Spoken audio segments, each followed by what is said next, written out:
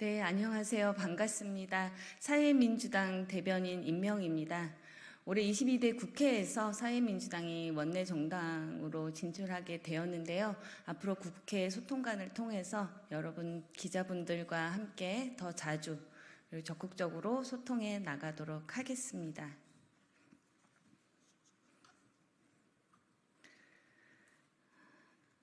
네, 그럼 오늘 6월 3일 사회민주당 브리핑을 시작하겠습니다. 종부세 폐지는 우리 모두를 더 가난하게 만들 것입니다.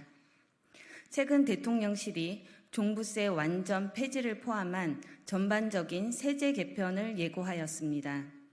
이에 국민의힘 추경호 원내대표는 종부세의 근본적 개편안을 제안하겠다며 화답했습니다. 윤석열 정부 2년 동안 법인세 인하, 다주택자 종부세 감세 등 엄청난 부자 감세로 인한 세수 부족으로 국가 경제는 최악의 지표를 나타내고 있습니다. 법인세와 양도소득세 감소분만 41조를 넘어 전체 세수 감소의 80%를 차지했습니다. 종부세 등 부자 과세가 감소하면서 오히려 중산층과 서민층의 부담은 더 늘었습니다.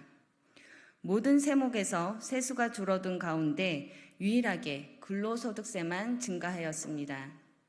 전년도보다 1조 7천억이 늘어났습니다. 결국 대기업과 전국민 2%에도 해당되지 않는 부자들을 위해 국민들의 호주머니를 턴 격입니다. 우리 국민들은 더 이상 졸라맬 허리띠 구멍도 없습니다. 종부세 폐지는 세수 부족과 긴축 재정으로 심각한 경제 상황을 더욱 악화시키게 될 것입니다. 대통령실의 종부세 완전 폐지 구상을 촉발한 것은 박찬대 의원과 고민정 의원 등 더불어민주당 의원들입니다. 지금은 논의할 때가 아니라며 선 그었지만 때가 되면 다시 꺼내들 것 같은 느낌입니다.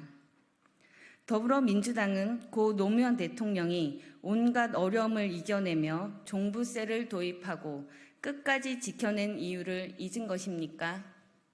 종부세는 부동산 보유세의 하나로 부동산 투기 억제, 불평등 완화, 국토 균형 발전 촉진 등 긍정적인 기능을 해왔습니다. 종부세가 폐지되면 몇 년 후 또다시 투기 수요 증가로 집값은 폭등하고 무주택자는 주거 문제로 더 큰 어려움을 겪을 것입니다. 국가는 주택 보유자의 2.7%에 불과한 종부세 납세자가 아니라 부동산 시장의 안정을 원하는 3,500만 무주택자를 먼저 돌봐야 할 책무가 있습니다. 한국의 심각한 불평등과 양극화의 주된 원인은 부동산 불로소득입니다. 종부세는 부동산 불로소득을 차단하는 효과가 분명하므로 이를 폐지하려는 것은 투기와 불평등, 부동산 시장 불안정을 방치하자는 이야기와 같습니다.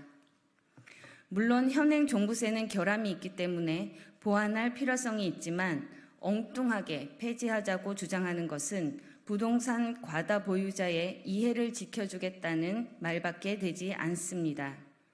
이는 부동산 세제의 수레바퀴를 거꾸로 돌리는 일입니다.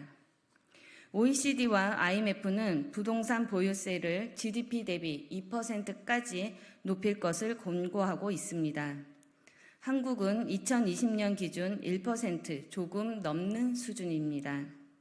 따라서 종부세를 보완하되 보유세 부담을 지금보다 더 무겁게 하는 것이 선진국형 부동산 세제로 나아가기 위한 전제 조건입니다.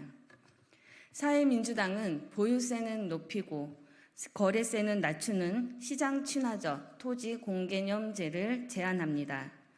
이는 불평등과 시장의 불안전성을 해소하여 서민의 삶을 옥죄고 있는 부동산 문제를 실질적으로 해결할 것입니다. 내 집 마련은 평생은 이래도 이룰 수 없는 꿈이 아니라 현실이 되어야 합니다. 모든 국민이 집 걱정 없이 사는 편안하고 안정된 주거권을 보장받는 나라가 되어야 합니다. 사회민주당은 땀과 노력이 인정받고 존중받는 사회로 더 정의로운 부동산 개혁을 추진해 가겠습니다. 국가의 혁신을 가로막고 있는 불평등을 이 시대 모든 정치 세력이 함께 손잡고 해결해 나갑시다. 감사합니다.